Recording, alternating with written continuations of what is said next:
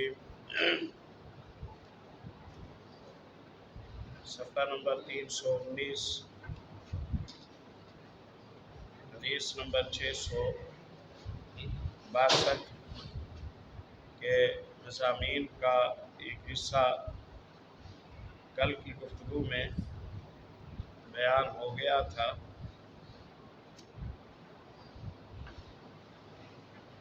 ایک نقطہ جس پر بات کرنا کل رہ گئی تھی،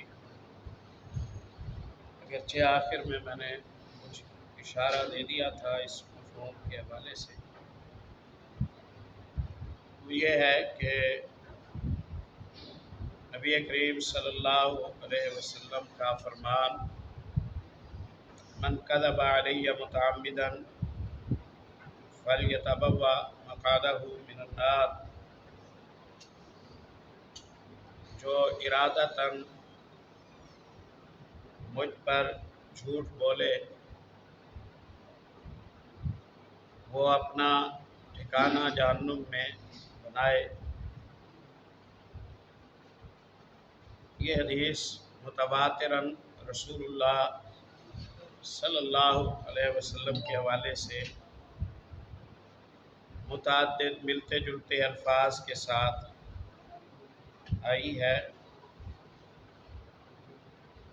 بلکہ بعض محدثین کا خیال ہے کہ متواتر حدیثیں تقریباً ناپید ہیں، اور اگر کوئی متواتر حدیث ہے تو وہ یہ فرمان نبوی ہے من کذب علی متعمدا فلیتبوأ مقعدہ من النار، جو ارادتاً میرے متعلق غلط بیانی کرے وہ اپنا ٹھکانہ آگ میں سمجھے۔ کیونکہ رسول اللہ صلی اللہ علیہ وسلم کے متعلق جھوٹ بولنا عام کسی انسان کے متعلق جھوٹ بولنے سے زیادہ سخت ہے کہ آپ صلی اللہ علیہ وسلم کی ہر تعلیم، آپ صلی اللہ علیہ وسلم کا ہر وصف، آپ کا ہر فرمان وہ نصاب ہدایت ہے، وہ معیار حق ہے۔ اب کوئی شخص رسول اللہ صلی اللہ علیہ وسلم کی طرف کوئی جملے منسوب کر دے جو آپ نے کہے نہ ہوں تو وہ غیر اسلام کو اسلام بنا رہا ہوگا، وہ غیر حق کو حق بنا رہا ہوگا، لوگ اسے ذریعہ ثواب سمجھ رہے ہوں گے، حقیقت میں اس کی استنادی حیثیت ٹھیک نہیں ہوگی۔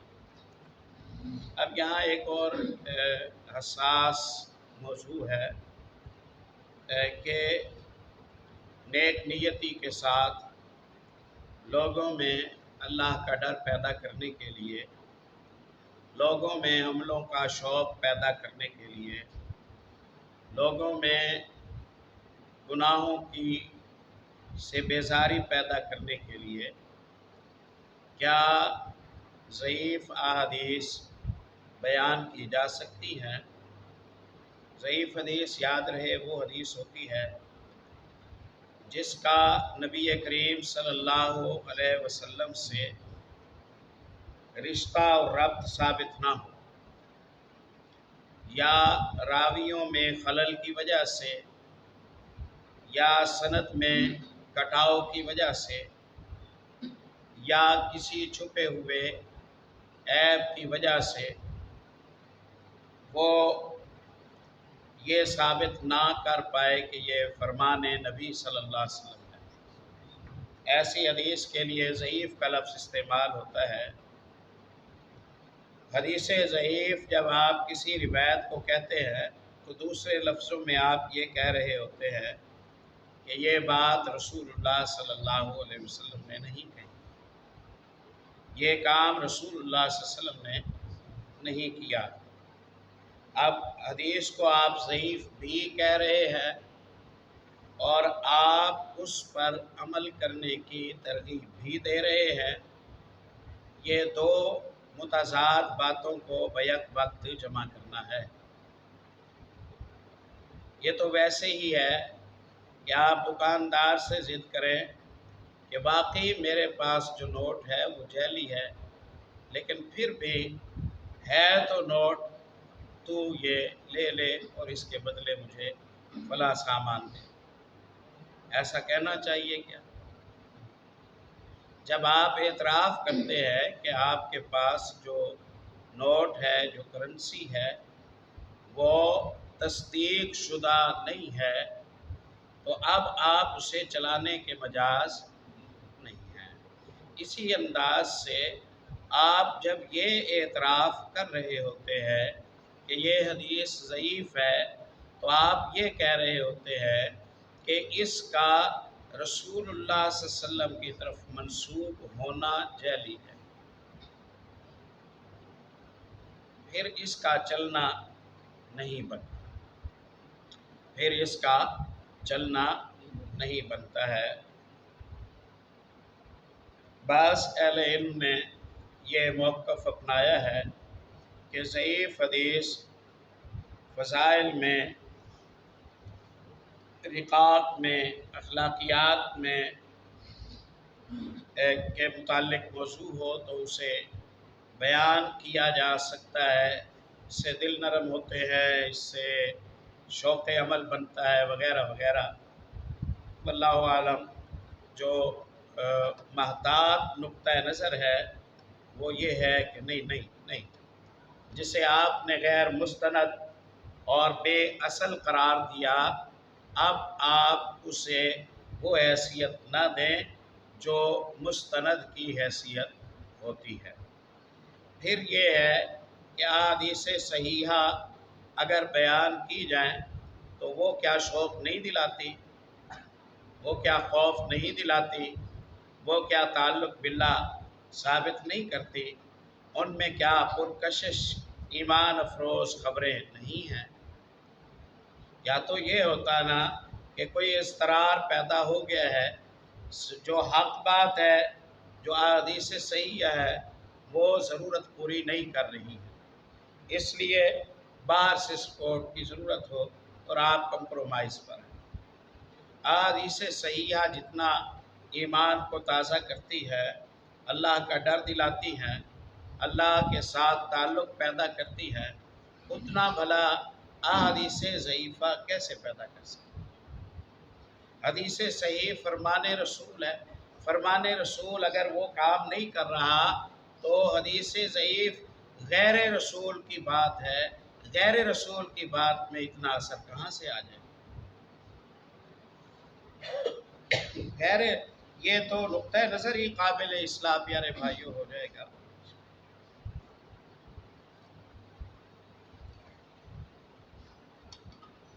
کہ غیر رسول کی بات مؤثر ہے اور رسول کی بات اتنی مؤثر نہیں ہے، یہ تو سننے کے قابل بھی نہیں ہے۔ یہ نقطہ نظر سنے جانے کے قابل بھی نہیں ہے۔ ہاں، بعض دفعہ احادیث ضعیفہ میں، حکماء اور داناؤں کے کلام میں، غیر مستند خبروں میں کوئی نصیحت کا پہلو ہوتا ہے، بڑا پرکشش پہلو ہوتا ہے، بڑی اچھی بات ہوتی ہے، ایسے میں آپ چاہتے ہیں کہ آپ اسے بیان کریں۔ ہاں، آپ بیان کیجئے اس وضاحت کے ساتھ کہ یہ فرمان رسول صلی اللہ علیہ وسلم نہیں ہے، یہ داناؤں کا کلام ہے، یہ ایک شعور مندی کی بات ہے، یہ ایک اچھی بات ہے، یہ ایک قابل غور بات ہے، کر کے اسے بیان کر دیں۔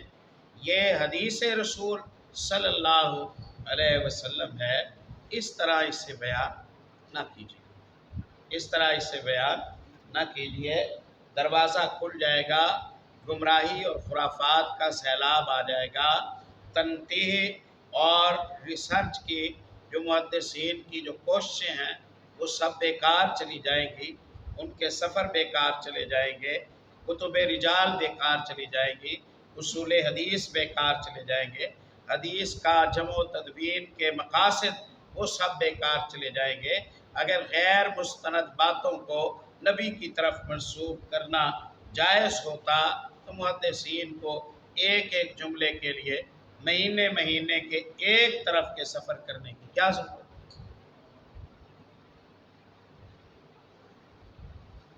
لوگوں نے سفر کیے، زندگیاں صرف کی، ہم کہیں کہ کام ویسے بھی چلتا ہے تو ویسے چلتا ہے، تو پھر تو نہ کسی علم حدیث کی ضرورت ہے، نہ علم رجال کی ضرورت ہے، نہ سند و متن کے علوم کی ضرورت ہے، نہ راویوں کے متعلق تنقیح و تحقیق کی ضرورت ہے، نہ حکم علی الحدیث کا کوئی معنی ہے، نہ تخریج کا کوئی معنی ہے۔ آپ نے تو ساری کاوشوں کو بیکار کر دیا، اس کی تو کوئی ضرورت ہی نہیں ہے، اس کی تو کوئی، جس چیز کی ڈیمانڈ تھی ہی نہیں، جس کی ویلیو اور حیثیت نہیں تھی، اسے آپ نے خام خواہ لوگوں پر مسلط کیے رکھا۔ خرافات کو راستہ مل جائے گا، اس لیے نہیں نہیں نہیں، بیساکھیوں کے سہارے کی ضرورت ہوتی ہے معذوروں کو۔ دین اسلام مکمل ہے، اسے کسی بیساکھی کی ضرورت نہیں ہے۔ اللہ نے جیسے قرآن پاک کو محفوظ کیا، ویسے حیات محمد رسول اللہ صلی اللہ علیہ وسلم کے متعلق علم کو محفوظ فرمایا ہے۔ جب مستند اتنا کچھ ہے کہ قیامت تک کبھی نہ ایکسپائر ہوگا اور نہ کبھی ہاتھ کھڑے کرے گا کہ جی میں اس مسئلے کا حل نہیں جانتا ہوں، تو پھر غیر مستند، بے اصل اور غیر ثابت شدہ، غیر تصدیق شدہ، جس کے متعلق آپ اعتراف کرتے ہوں کہ وہ ثابت شدہ نہیں ہے، اس کو بیان کرنا ٹھیک نہیں ہے۔ اللہ اصلاح فرمائے ہم سب کی۔ اس حوالے سے ہمارے معاشرے میں بہت کچھ ایسا موجود ہے کہ جو اصل میں رسول اللہ صلی اللہ علیہ وسلم نے بیان نہیں فرمایا ہے، اس تساہل کی وجہ سے۔ اچھا ظاہر ہے جب مخلوق کے باتیں ہوتی ہیں ان میں کئی تسامحات ہوتے ہیں، کئی قابل اعتراض باتیں ہوتی ہیں، کوئی نظریے سے ٹکرانے والی باتیں ہوتی ہیں۔ اب جب پڑھا لکھا بندہ انہیں دیکھتا ہے تو وہ جناب اس حوالے سے کئی طرح کے شبہات کا شکار ہوتا ہے۔ بالآخر وہ یہ رائے قائم کرتا ہے کہ اچھا یہ حدیثیں ہیں تو ہم نہیں مانتے۔ مثلاً ہمارے باعث بڑے خوش الحانی کے ساتھ رو رو کے اور بڑے بنا سنوار کر روایت بیان کرتے ہیں کہ جی عبداللہ بن مبارک حج کے لیے جا رہے تھے رحمۃ اللہ علیہ، اور انہیں حج کے دوران ایک عورت ملی، انہوں نے پوچھا کہ بی بی تیرا نام کیا ہے؟ تو بی بی نے قرآن کی آیت پڑھی کہ انی سمیتھا مریم، میرا نام مریم ہے۔ پوچھا کہاں سے آئی ہو؟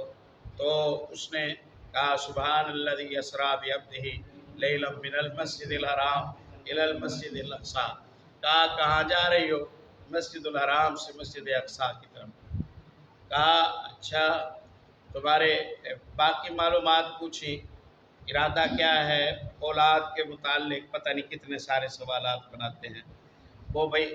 ہر بات پر وہ بی بی جواب دے رہی تھی قرآن سے، اور اس کے بچوں سے پوچھا گیا اس بی بی کو کیا ہوا؟ اس نے کہا اتنے سال ہو گئے ہیں قرآن کے علاوہ بی بی نے کوئی بات نہیں کی۔ اب سامعین داڑے مار مار کے رو رہے ہوتے ہیں اور خطیب ماشاءاللہ وہ داد وصول کر رہا ہوتا ہے کہ جی کمال ہے، اتنے اللہ کے ولی تھے۔ آپ کو لگتا ہے کہ وہ شخص اللہ کا ولی ہو سکتا ہے جو پیارے نبی صلی اللہ علیہ وسلم سے آگے بڑھ جائے؟ ہو سکتا ہے؟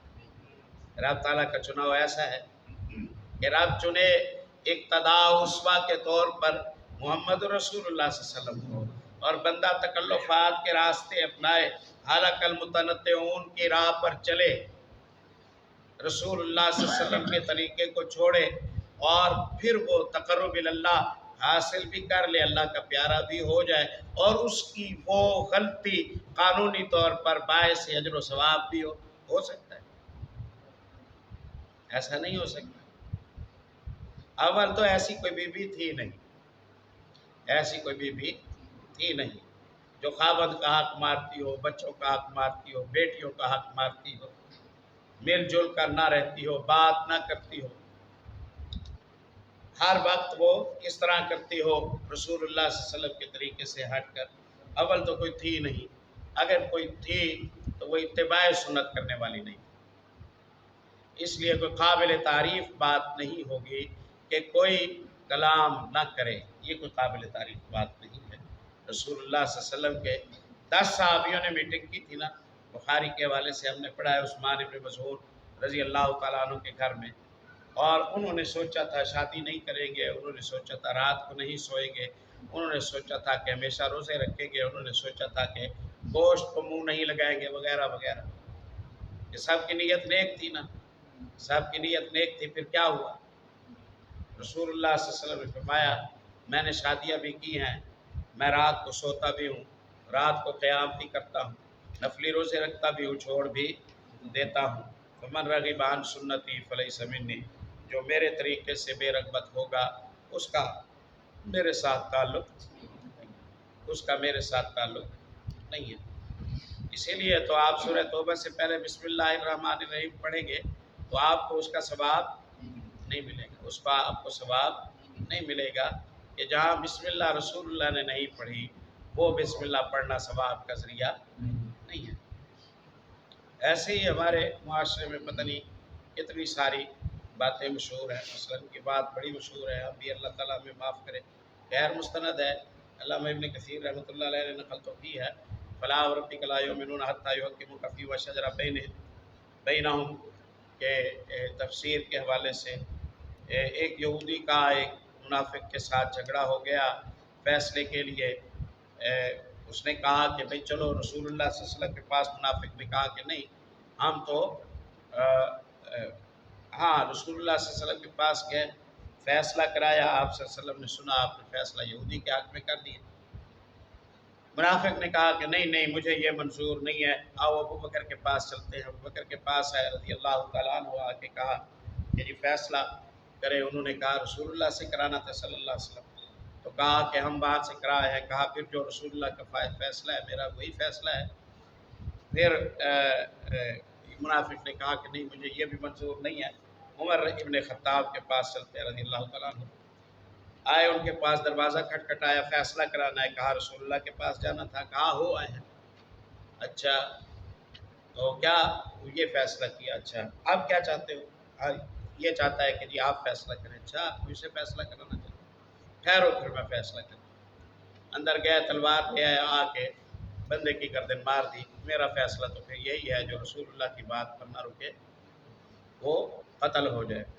لوگ بیان اسے کرتے ہیں، ابھی پچھلے دنوں بڑا شدت کے ساتھ یہ بیان ہو رہا تھا، یہ غیر مستند ہے، یہ ثابت شدہ نہیں ہے، روایت کمزور ہے، روایت انتہائی کمزور ہے۔ فلا وربک لا یؤمنون حتی یحکموک فیما شجر بینہم، کیا جو سبب نزول ہے وہ یہ نہیں ہے، وہ اور ہے، اپنے مقام پر آ جائے گی بات۔ تو یہ غیر مستند ہے لیکن بہرحال بہت زیادہ بیان ہوتی ہے۔ علم حاصل کرو چاہے تمہیں چین جانا پڑے، علم حاصل کرو چاہے تمہیں چین جانا پڑے، نہیں ہے رسول اللہ صلی اللہ علیہ وسلم کا یہ فرمان نہیں ہے، اس میں کوئی شک نہیں ہے کہ علم حاصل کرنے کی فضیلت ہے، لیکن چاہے تمہیں چین جانا پڑے، یہ الفاظ رسول اللہ صلی اللہ علیہ وسلم کے نہیں ہیں۔ اور علم حاصل کرو مہد سے لحد تک، یہ بھی نہیں ہے، یہ گود سے لے کر قبر تک علم حاصل کرو، تو یہ بھی رسول اللہ صلی اللہ علیہ وسلم کے حوالے سے ثابت شدہ بات، یہ بھی رسول اللہ صلی اللہ علیہ وسلم کے حوالے سے ثابت شدہ بات نہیں ہے۔ اس کے علاوہ بہت کچھ ایسا ہے کہ احادیث ضعیفہ کو اگر بیان نہ کیا جائے اور ان سے نظریات نہ لیے جائیں تو ہماری یہاں جو بہت ساری خرافات ہیں وہ ختم ہو جائیں گی اور نظریات کو تطہیر مل جائے گی۔ ہمارے یہاں بڑا مشہور ہے نا کہ آدم علیہ السلام کو جنت سے نکالا گیا تو اللہ سے توبہ کرتے رہے، پھر یاد آیا کہ جنت کے دروازے پر لکھا ہوا تھا لا الہ الا اللہ محمد رسول اللہ صلی اللہ علیہ وسلم، تو کہا کہ ضرور کسی بڑے آدمی کا نام ہوگا، اس لیے پھر محمد صلی اللہ علیہ وسلم کا واسطہ دے کے دعا کی تو دعا قبول ہو گئی۔ یہ بات اس طرح نہیں ہے، ہرگز نہیں ہے اس طرح۔ اللہ نے قرآن پاک میں فرمایا فتلقى آدم من ربه کلمات، آدم علیہ السلام کو اللہ نے دعا سکھائی، آدم علیہ السلام کو اللہ نے دعا سکھائی، اور کیا دعا سکھائی؟ قال ربنا ظلمنا انفسنا وان لم تغفر لنا وترحمنا لنكونن من الخاسرین۔ اب قرآن یہ کہتا ہے کہ دعا سکھائی اللہ نے، ربنا ظلمنا انفسنا، اور قصہ یہ کہتا ہے ہمارے یہاں مشہور ہے کہ یہ جی جو ہاتھ اٹھائے جاتے تھے، بت رکھتے تھے لوگ اس لیے ہاتھ اٹھائے جاتے تھے، بت رکھتے تھے اس لیے ہاتھ اٹھائے جاتے تھے، بالکل پیدل خبر ہے، کوئی اس کی استنادی حیثیت نہیں ہے، کوئی لکھی پڑھی بات یہ نہیں ہے۔ تو خلاصۃ الکلام انشاءاللہ اس مجلس کا یہ بنے گا کہ جو ضعیف حدیث ہے اسے بیان نہ کریں، پھر بھی اگر آپ دیکھتے ہیں کہ اس میں دانائی کی بات ہے اور اس میں مفاد ہے اور اس میں کوئی اچھا پیغام ہے، اس میں کوئی اچھا پیغام ہے، تو پھر اسے فرمان رسول صلی اللہ علیہ وسلم کے طور پر بیان نہ کریں۔ ہم بیان کرتے ہیں، جامع ترمذی میں ایک روایت آتی ہے، کمزور ہے لیکن دانائی کی بات ہے، دانائی کی بات ہے، تو ہم دانائی کے بات کے طور پر اسے بیان کر دیتے ہیں، حدیث رسول اللہ صلی اللہ علیہ وسلم کے طور پر اسے بیان نہیں کرتے ہیں۔ کیا ہے فرمان؟ احبب حبیبک ہونما عسیٰ یکون بغیضک یوما، اور ابغض بغیضک ہونما عسیٰ یکون حبیبک یوما۔ دوستی رکھو تو اعتدال میں رکھو، یہ سوچ کر کہ کبھی اس بندے سے دشمنی ہو جائے تو پھر شرمندہ نہ ہونا، اور دشمنی رکھو تو اعتدال میں رکھو، یہ سوچ کر کہ صلح ہو جائے تو پھر آنکھیں نہ جھکانی پڑے، صلح ہو جائے تو آنکھیں نہ جھکانی پڑے۔ دوستی اور دشمنی میں اعتدال رکھو تاکہ دوستی بھی شرمندگی کا ذریعہ نہ بنے اور دشمنی بھی شرمندگی کا ذریعہ نہ بنے۔ یہ دانائی کی بات ہے، اچھی بات ہے، تجربے کی بات ہے، کوئی آج کی بات نہیں۔ اسے دانائی کی بات کے طور پر بیان کرنے میں کوئی حرج کی بات نہیں ہے، لیکن فرمان رسول صلی اللہ علیہ وسلم کے طور پر اسے بیان کرنا ہے۔ اگر ہمارے خطبہ، ہمارے معلمین، ہمارے مدرسین، ہمارے واعظین وہ تھوڑی سی یہ احتیاط کر لیتے نا، میں یہ سمجھتا ہوں کہ ہمارے معاشرے میں جتنی خرافات اور گمراہیاں بدقسمتی سے پھیل گئی ہیں، اس سے بچاؤ ہو سکتا ہے۔ ہمارے پیارے بھائی تبلیغ سے جو وابستہ ہے، اللہ انہیں جزائے خیر نصیب فرمائے، ان کے خلوص کو قبول فرمائے۔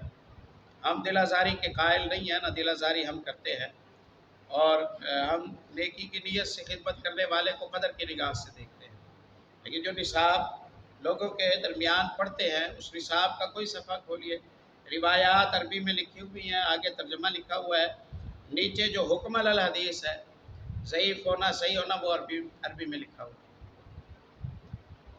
اب مثلا حدیث لکھی ہوئی ہے ضعیف، اس کا ترجمہ کیا ہوا ہے۔ عوام الناس میں جب نماز کے بعد پڑھنے والا پیارا بھائی پڑھے گا تو وہ پڑھے گا کہ رسول اللہ صلی اللہ علیہ وسلم نے یہ فرمایا، یہ کیا، یہ ہوا، یہ خبر۔ عوام اسے سنیں گے فرمان رسول اللہ صلی اللہ علیہ وسلم کے طور پر۔ نیچے جو دو لائنیں لکھی ہوئی ہے نا، وہ لائنیں